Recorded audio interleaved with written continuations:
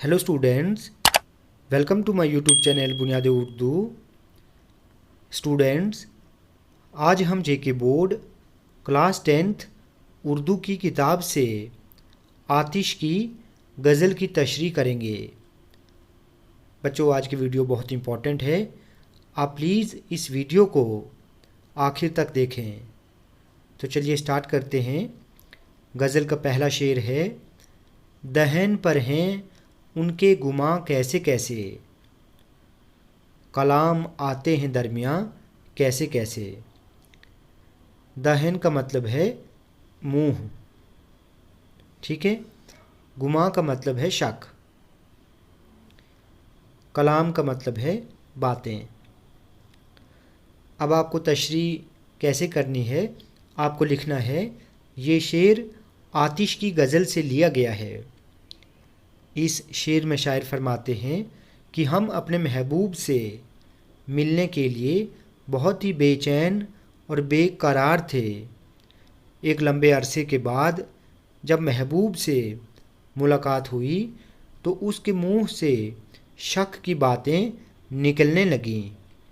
इस तरह शक हमारी वस्ल के दरमियान दीवार बन गया। दूसरा शेर है, ज़मीन चमन गुल खिलाती है क्या क्या, बदलता है रंग आसमां कैसे कैसे।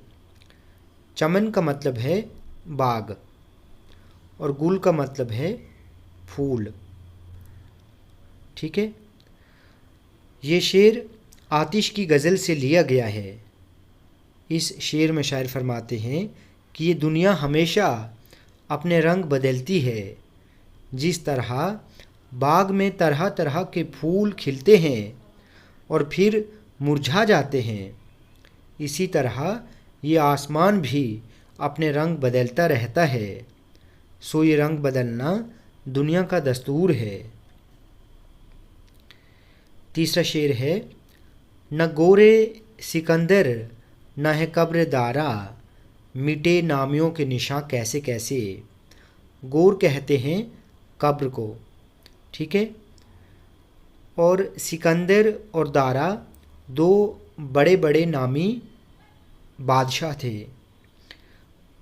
अब इस शेर में शायर फरमाते हैं कि इस दुनिया में कितने ही बहादुर लोग आए और यहाँ से चले गए, यहाँ तक सिकंदर और दारा शिकोह जैसे नामवर और ताकतवर बादशाह भी नहीं रहे।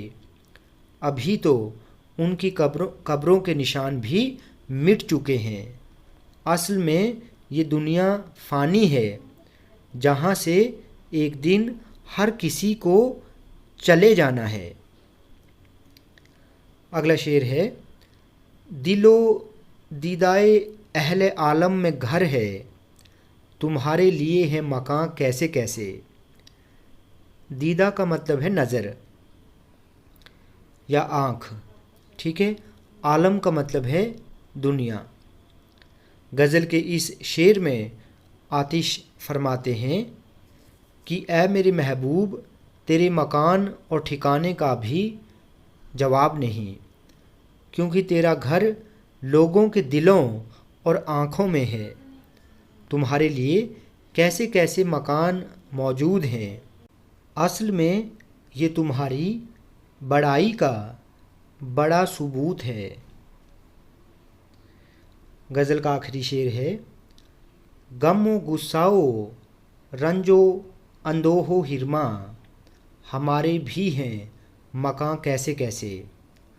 रंज का मतलब है दुख, अंदोहो का मतलब भी दुख है, मलाल है।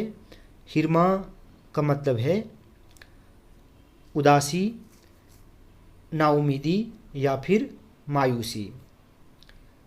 गज़ल के इस शेर में आतिश फरमाते हैं कि खुशियाँ हमारे आंगन में कभी भूल कर भी नहीं आईं। हाँ, मुझ पर अगर कोई मेहरबान है तो वो है गम, गुस्सा, दुख, फ़िक्र और मायूसी।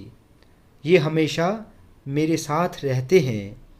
अब मैं इन्हीं के सहारे زندگی گزار رہا ہوں۔